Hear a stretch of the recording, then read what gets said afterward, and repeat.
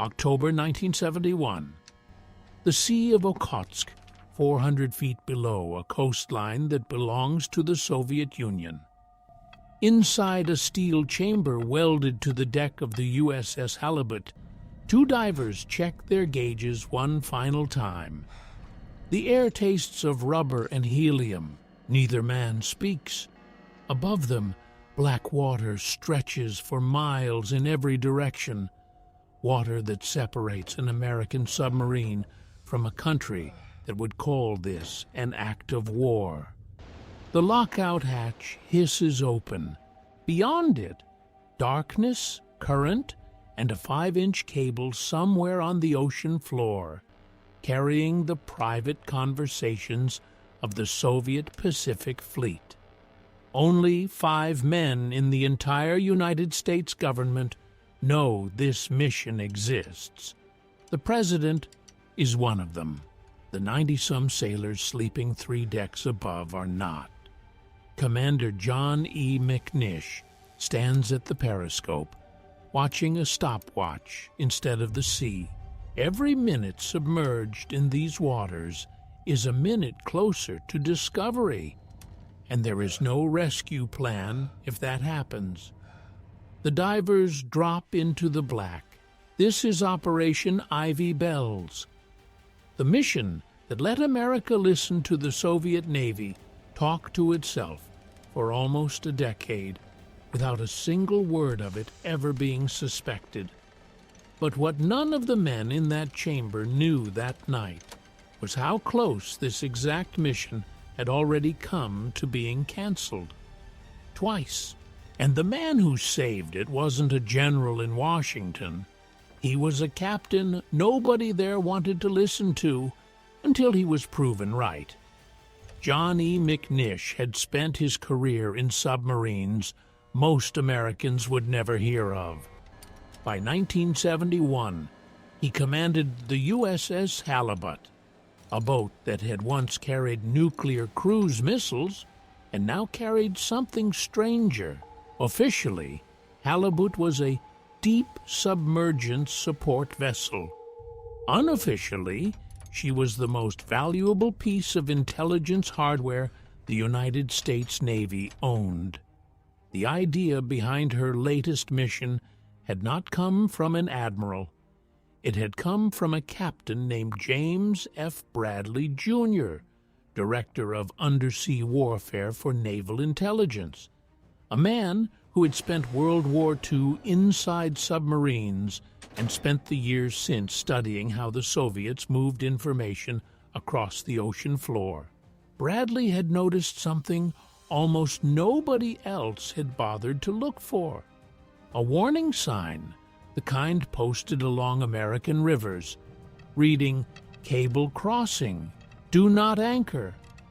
If the Soviets used the same logic to protect their own underwater lines, those signs would mark exactly where to look. Bradley believed one particular cable ran from the Soviet submarine base at Petropavlovsk to the naval command post at Vladivostok. If American intelligence could tap that line, they wouldn't need to break a single code. Soviet commanders assumed no one could physically reach a cable resting on their own seafloor. So they spoke freely. Orders, complaints, maintenance failures, patrol schedules, all unencrypted, because who would dare come get it? That confidence was the opening Bradley intended to use. But an idea is not a mission. Getting a submarine into the Sea of Okhotsk, a body of water the Soviet Navy treated as its own front yard, meant accepting a level of risk that made most officers in Washington uncomfortable. If Halibut were discovered inside Soviet territorial waters doing what she was about to do, there would be no diplomatic language soft enough to prevent an international incident. Both sides understood what espionage inside another nation's borders could trigger. Neither side wanted to test it in public. Was intercepting an adversary's private communications during peacetime an act of intelligence, or a provocation dressed up as one? The men who approved Operation Ivy Bells never fully agreed on the answer. They approved it anyway. Bradley needed a submarine capable of carrying divers to 400 feet, keeping them there for hours at a time, and hiding the entire operation from a crew that had not been read into the mission. Halibut was the only boat in the fleet built for exactly that job. Her enormous internal hangar, originally designed to store Regulus missiles, had been converted into something the crew nicknamed the Bat Cave, a hidden compartment housing search sonar, deep-sea cameras, and by the summer of 1971, a fixed diver lockout chamber simulating a rescue submersible that didn't actually exist. McNish was given command with almost none of the full picture. He knew his boat, his divers, and his orders. He was not told everything Bradley knew, because in an operation this sensitive, knowledge itself was treated as a liability. The fewer people who understood the true objective, the fewer people could compromise it if captured, interrogated, or simply careless in casual conversation back home. In October 1971, Halibut left port on what her crew believed was a straightforward mission, searching for wreckage from a Soviet anti-ship missile. It took nearly a month to reach the operational area, a month during which McNish carried a secret his own officers didn't share, and Bradley waited 3,000 miles away for a message that might never come. The stakes were not abstract. A Soviet patrol boat, a fishing trawler with the wrong radar signature, a single miscalculated depth, any of it could turn a covert intelligence mission into a diplomatic disaster or a funeral with no body to bury. And still, the boat kept moving toward Kamchatka because Bradley had convinced enough people in Washington that the risk was worth what waited on the ocean floor. On the Soviet side, the stakes looked entirely different. Petropavlovsk was one of the most heavily guarded submarine bases in the Soviet Union, home to ballistic missile submarines capable of striking the American West Coast. Security around the base itself was tight, but a cable resting quietly on the seafloor, miles from shore in water the Soviet Navy considered unreachable, that had never been treated as a priority. No nation had ever attempted what Bradley was proposing. The vulnerability wasn't a flaw in Soviet planning. It was a blind spot nobody on either side had tested before. The men Bradley selected to actually do the work were a small unit inside the Navy quietly known as the Special Projects Team. Deep-sea divers trained in saturation diving, breathing a mixture of helium and oxygen that let them function at depths where ordinary compressed air would kill them within minutes.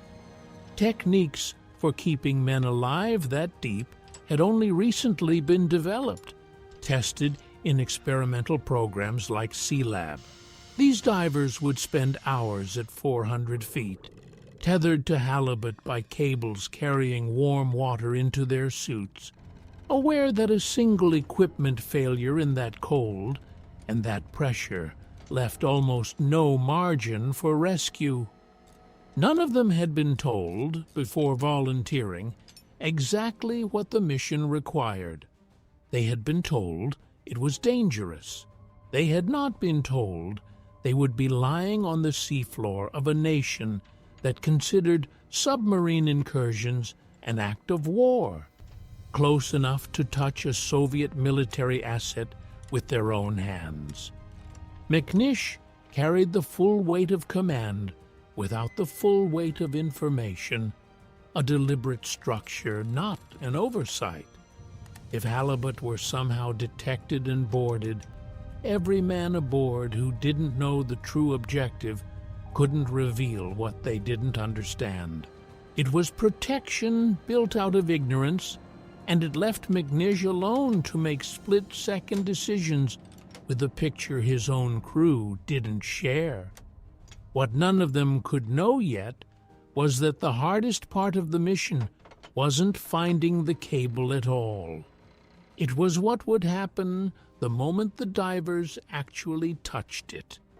Halibut crossed into the Sea of Okhotsk in early October, moving at a crawl. Every mile closer to Kamchatka meant less water between the hull and Soviet coastal radar, less room for error, less chance of turning back without consequence. The search itself was almost primitive compared to the sophistication of everything around it. Bradley's theory, a cable running from Petropavlovsk to Vladivostok, marked by the same kind of warning signs used on American rivers, was educated guesswork, not confirmed intelligence. Nobody had photographed the cable. Nobody had a chart showing exactly where it lay. The Batcave's search sonar and camera systems combed the seafloor meter by meter, looking for a 5-inch line half buried in silt in near total darkness 400 feet down. For days, they found nothing. Then, on a routine sonar pass, something appeared.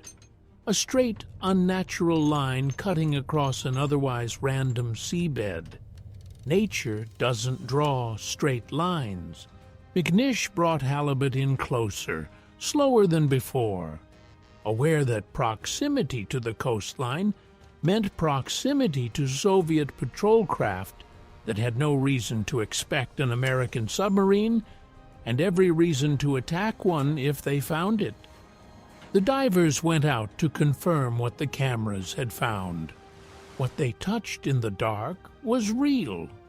A cable exactly where Bradley said it would be, exactly the diameter he'd predicted.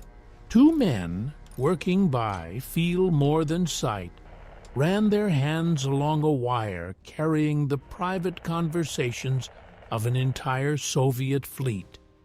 And for a moment, the theoretical plan Bradley had pitched in a Washington office became something with weight and texture, sitting on the ocean floor in front of them.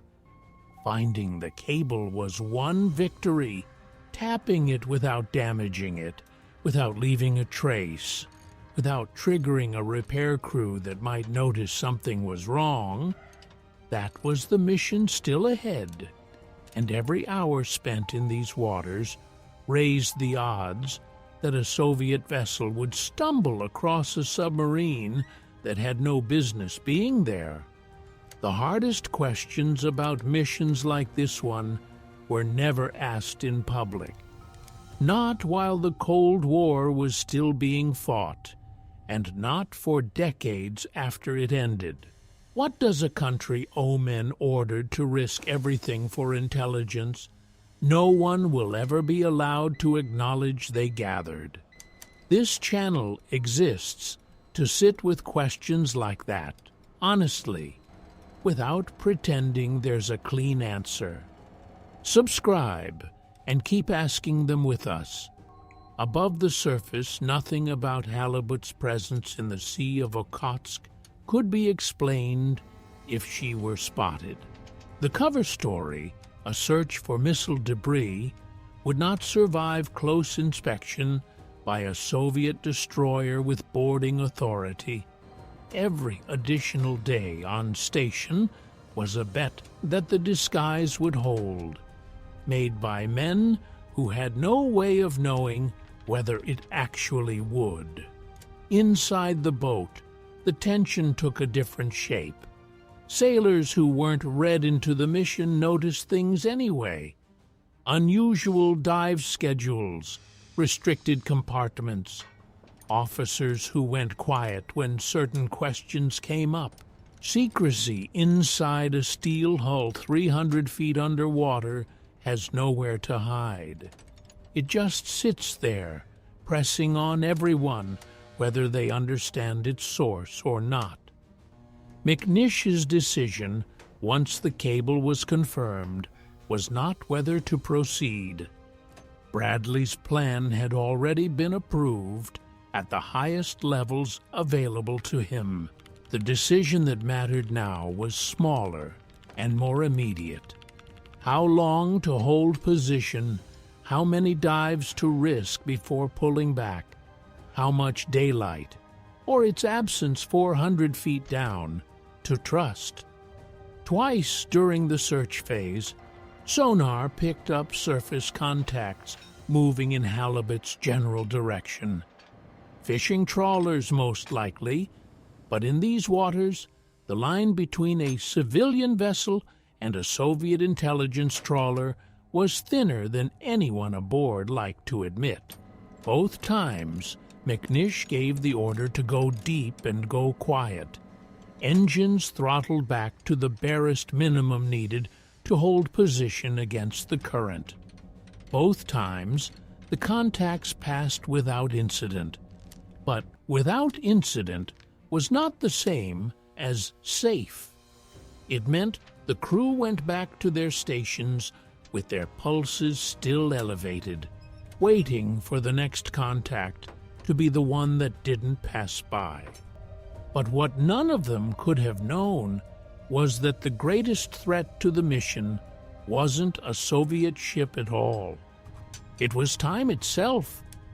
The accumulating risk of every additional hour spent this close to a hostile coastline, stacking silently against them with each dive. The device Bradley's team had built for the actual tap was unlike anything the divers had trained on. It was designed to wrap around the cable without piercing its outer casing. No cut, no splice, nothing that would show up if a Soviet repair crew ever hauled the line to the surface for routine maintenance. If it worked, the Soviets would have no reason to suspect anything had ever touched their cable at all. If it failed, or if it was ever discovered, there would be no way to explain away a foreign recording device wrapped around a military communications line inside sovereign Soviet waters. What the divers were about to attempt next had never been done by any navy in history. There was no manual. There was no precedent. There was only Bradley's theory, McNish's judgment, and two men in the water who would have to improvise a tap that had, until that point, existed only on paper. The two divers went out together this time. Saturation diving didn't allow for a slow approach.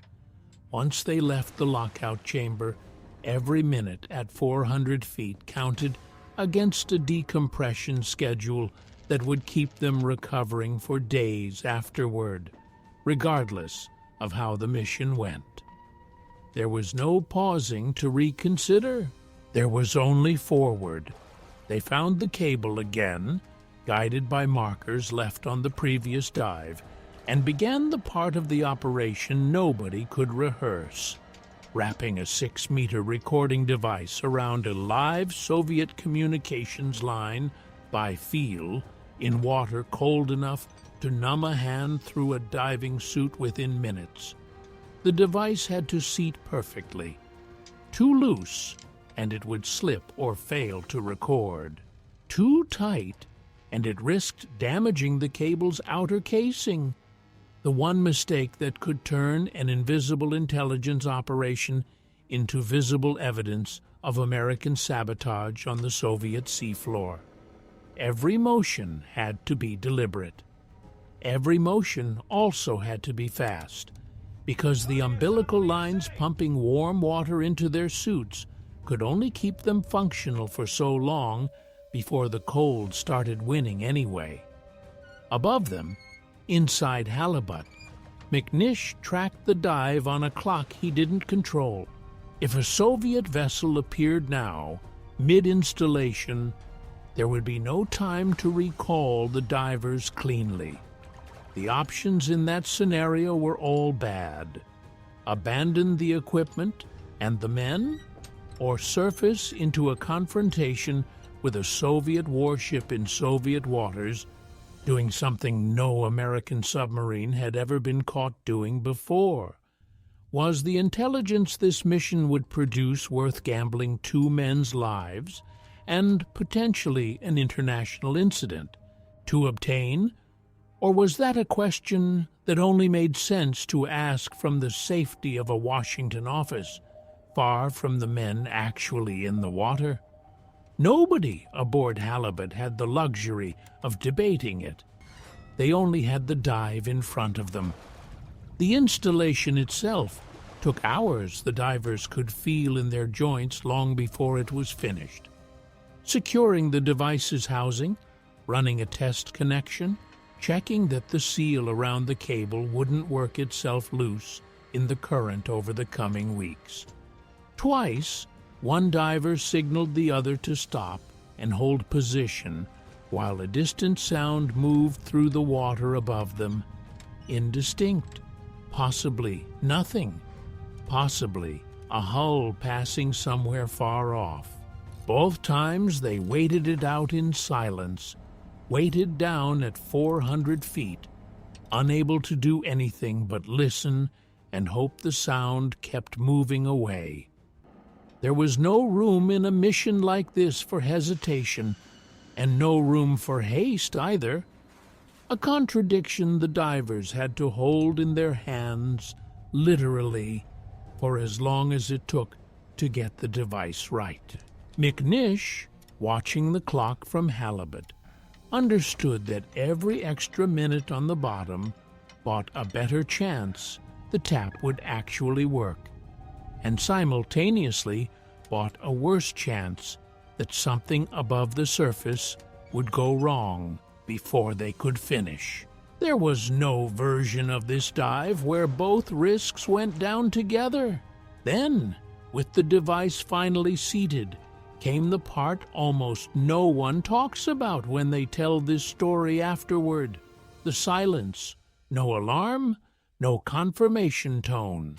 No way to know in that moment whether the tap was actually recording anything at all, only that it was physically in place, and that the divers needed to start their long ascent before their bodies ran out of margin. The device stayed, the cable stayed intact, and somewhere on the ocean floor of the Sea of Okhotsk in October 1971, a machine the size of a small car began quietly recording every word the Soviet Pacific Fleet spoke to itself, without a single person in Moscow having any idea it was there. Halibut turned for home soon after, her real mission complete, her cover story about missile debris still technically true enough to hold up if anyone asked. What none of the men aboard could know yet was that finding the cable and tapping it had been the easier half of the story. Getting away with it, not just once, but for years, tape after tape, mission after mission, was a different kind of danger entirely, and it wouldn't announce itself the way a Soviet patrol boat would. It would come quietly, from somewhere none of them expected. For the divers, hell wasn't a single terrifying moment. It was 3 months of accumulated moments, each one small enough to survive on its own, stacking into something that pressed on every man aboard Halibut long after the tap itself had been installed. Saturation diving kept the special projects team living inside a pressurized environment for days at a stretch. breathing an artificial mixture that made ordinary speech sound thin and distorted, unable to simply surface and breathe normal air without risking their lives to decompression sickness.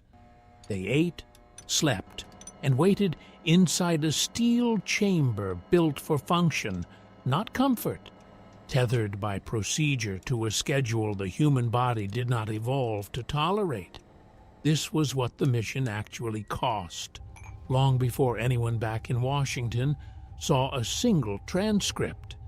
But the deeper fear wasn't physical. It was the arithmetic everyone aboard understood without saying out loud.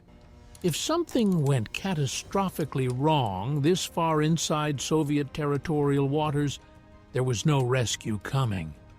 American submarine rescue doctrine assumed friendly waters, cooperative surface conditions, and enough time to mount an operation. None of that existed here. If Halibut were disabled, or discovered, or forced to the surface by a Soviet warship with boarding orders, the men aboard her would face that outcome with no cavalry, no diplomatic cover, and no guarantee their own government would even publicly acknowledge they had been there. Twice more during that first deployment, sonar operators picked up surface contacts closing on Halibut's position, and twice more, McNish gave the order to go silent. Engines at bare steerage, every unnecessary system powered down, the entire crew moving through the boat on a kind of practiced stillness that had become second nature by the third week. What do you think it does to a man to spend a month inside a steel hull practicing how to disappear? Not metaphorically, but literally, engine by engine, system by system, every time an unidentified contact appears on a screen. One of those contacts held position almost directly above Halibut's location for nearly 2 hours. It never moved off, never moved closer, and never gave any indication of what it actually was.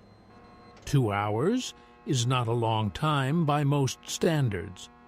2 hours spent 400 feet under a hostile coastline, unable to confirm whether the vessel above knew you were there, is a different unit of time entirely.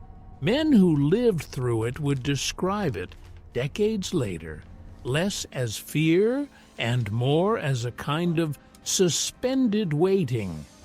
The mind refusing to fully process a threat it couldn't see, couldn't fight, and couldn't outrun. But what none of the crew could have known, watching that contact hold its position hour after hour, was that it likely had no idea Halibut was there at all. It may have been nothing more than a fishing vessel riding a current, entirely indifferent to the American submarine sitting motionless beneath it. The men aboard Halibut had no way to know that in the moment. They could only wait and assume the worst, because assuming anything less was how mistakes got made. For the sailors who hadn't been read into the mission, the deployment felt like something else entirely. A slower, stranger kind of unease.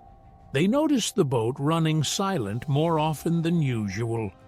They noticed certain compartments staying locked, certain officers going quiet at meals, certain routines shifting without explanation. Nobody complained, because complaining meant asking questions nobody was authorized to answer. Instead, the uncertainty settled into the crew, the way cold settles into a hull. Not sudden, just constant, present in every watch and every meal, until it stopped feeling unusual at all. McNish held that uncertainty from both directions at once. To Bradley and the handful of men above him, he answered for the mission's progress and its risk. To his own crew, he answered for nothing, because there was nothing he was permitted to explain. Command, in this deployment, meant carrying two entirely separate versions of the truth at the same time, and never letting either one slip into the wrong conversation. When the contact finally moved off, there was no celebration. There wasn't time for one. The mission clock kept running, decompression schedules kept ticking, and the TAP device kept recording whether or not anyone above the surface would ever fully appreciate what it took to leave it there. By the time Halibut turned for open water at the end of that first deployment, every man who knew the true nature of the mission had lived through weeks of sustained, quiet dread that never had a single dramatic climax to release it. There was no final battle, no last stand, just the slow accumulation of near misses that were never confirmed as near misses at all.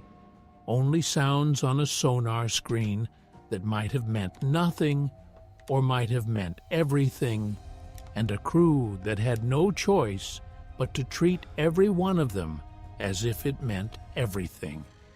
What none of them yet understood was that this deployment, as dangerous as it had felt, was only the first of many. The tapes had to be retrieved, the device had to be serviced, and Halibut, or a submarine like her, would have to come back to this same stretch of ocean floor again and again, for as long as the intelligence kept proving worth the risk. Months later, Halibut returned to the same stretch of ocean floor for a routine that would define the next decade of American undersea intelligence: retrieving the tapes. Divers went back down to the device, opened its recording chamber, and pulled out reels that had been quietly capturing every unencrypted transmission sent across that cable since the day it was installed. The device itself was rigged to detach automatically if the Soviets ever hauled the cable up for maintenance, a failsafe designed to leave behind no evidence, even if the operation was somehow interrupted. This time, nothing interrupted it. The divers replaced the old tapes with fresh ones and left the tap exactly as they'd found it, invisible, functioning, and completely unsuspected. When those reels reached the National Security Agency's complex at Fort Meade, analysts realized almost immediately what they were holding. This wasn't fragments of decrypted code, pieced together after months of cryptographic work. This was the Soviet Pacific Fleet speaking to itself in plain language. Patrol routes, maintenance failures, supply shortages, tactical assessments, all of it recorded, because Soviet commanders had never imagined anyone could physically reach a cable resting on the floor of their own territorial waters. One officer who reviewed the material later called it an intelligence goldmine.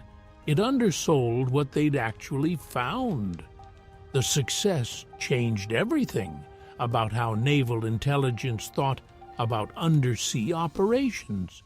What had started as one captain's theory about warning signs along a riverbank became a standing program. Other submarines were quietly modified to carry out similar missions. The USS Seawolf, and later the USS Parch and USS Richard B. Russell, extending the TAP network first to additional lines in the Sea of Okhotsk and eventually into the Barents Sea, deep inside Soviet waters in the Arctic as well. Halibut had proven the concept. The Navy spent the next several years scaling it. Was it right to keep expanding a program built on secretly gathering intelligence from a rival superpower's private communications, indefinitely, with almost no outside oversight or public accountability? Or was that expansion simply the logical, necessary continuation of a Cold War neither side ever stopped fighting quietly? The men running the program never framed it as a question. To them, it was simply what the moment required, and the moment kept requiring it for nearly a decade. The scale of what they were building was almost impossible to explain to anyone outside the small circle read into it. A tap device the size of a car, resting on a foreign seafloor, silently accumulating months of raw intelligence between visits. A rotation of submarines, each one specially converted at enormous cost, making the same dangerous journey on a predictable cycle the Soviets never detected. An entire pipeline at Fort Meade built to process, translate, and distribute material that on paper should never have existed at all. Because acknowledging it existed meant acknowledging the United States was actively violating Soviet territorial waters on a recurring basis. For the analysts working the material, the value only grew with time.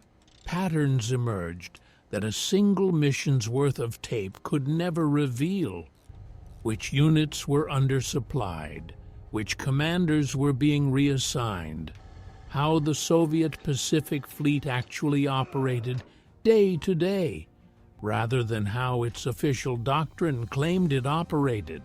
It was the kind of intelligence that shaped submarine deployments, arms negotiations, and threat assessments for years, quietly, without a single public acknowledgement that any of it had ever happened.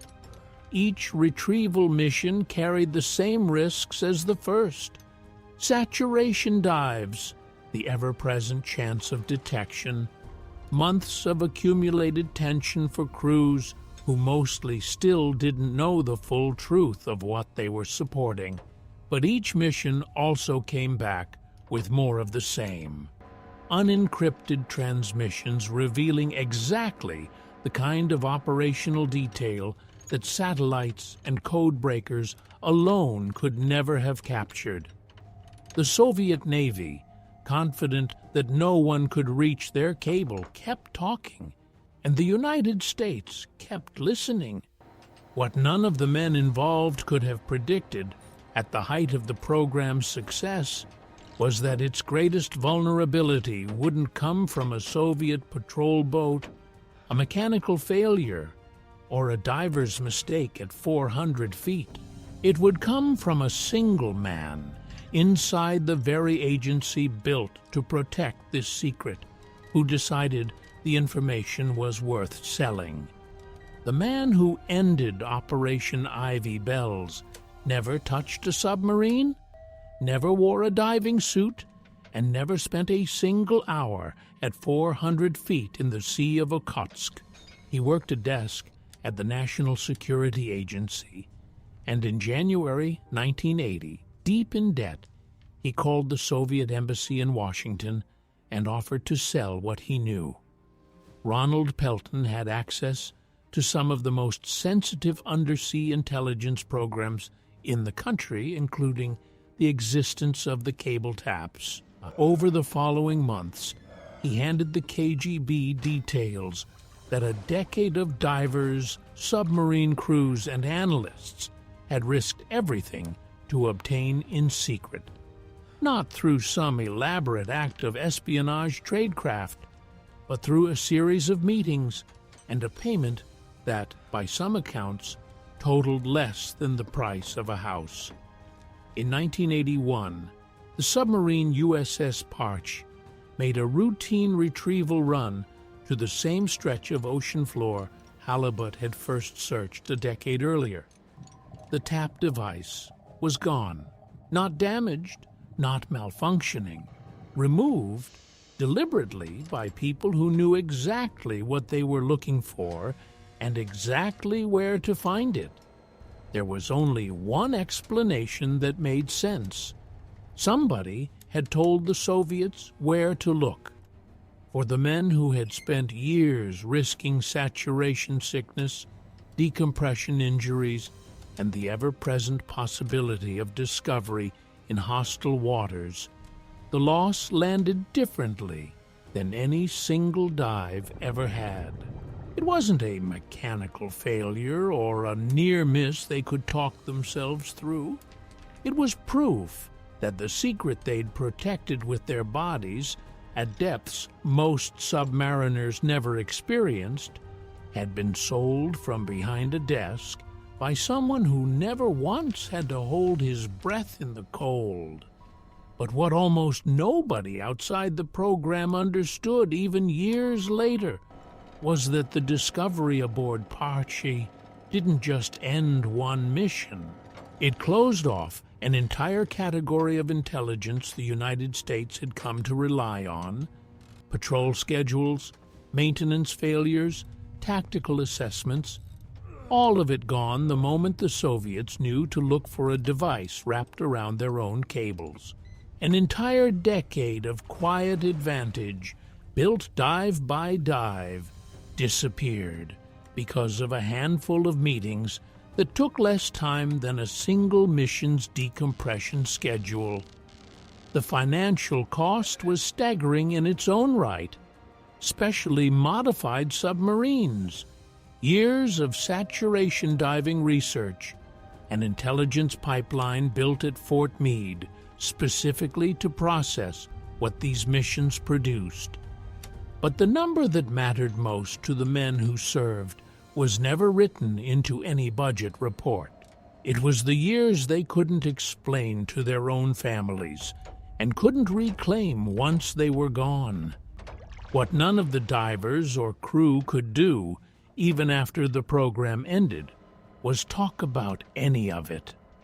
The classification around Ivy Bells didn't lift when the mission did. Men who had spent years of their careers on some of the most dangerous intelligence work the Navy ever ran went home to families who had no idea what they'd actually been doing. Missing anniversaries, missing births, missing years of ordinary life for a mission they couldn't describe in a single sentence, then or for a long time afterward. Pelton was eventually identified, tried, and convicted in 1986, sentenced to life in prison for espionage. The public finally learned, in fragments, what had happened beneath the Sea of Okhotsk. But by then, the cost had already been paid, not in a single dramatic loss, but in a decade of men living with a secret that shaped their entire service and couldn't be shared with anyone who hadn't lived it alongside them. Some of the divers and crew who served on those missions never received public recognition for what they did. Classification protected the program for decades, and by the time much of it was declassified in the 1990s, some of the men who earned that recognition were no longer alive to receive it. What they carried instead for years was the particular weight of having done something extraordinary that they were legally required to pretend had never happened at all.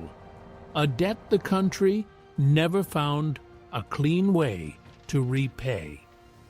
The man who ended Operation Ivy Bells never touched a submarine, never wore a diving suit, and never spent a single hour at 400 feet in the Sea of Okhotsk.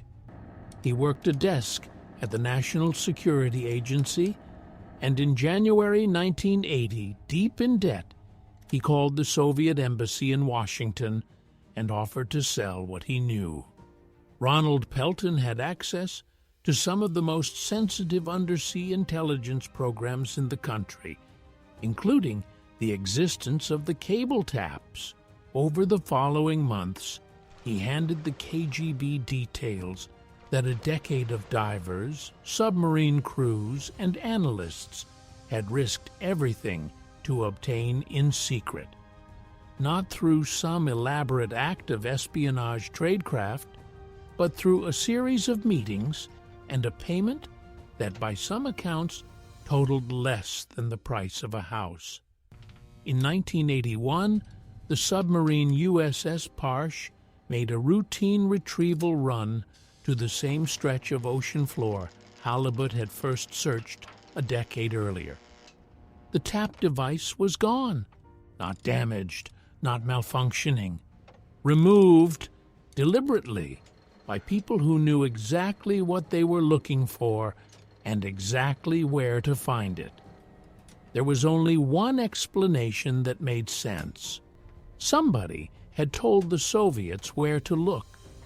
For the men who had spent years risking saturation sickness, decompression injuries, and the ever-present possibility of discovery in hostile waters, the loss landed differently than any single dive ever had. It wasn't a mechanical failure or a near miss they could talk themselves through.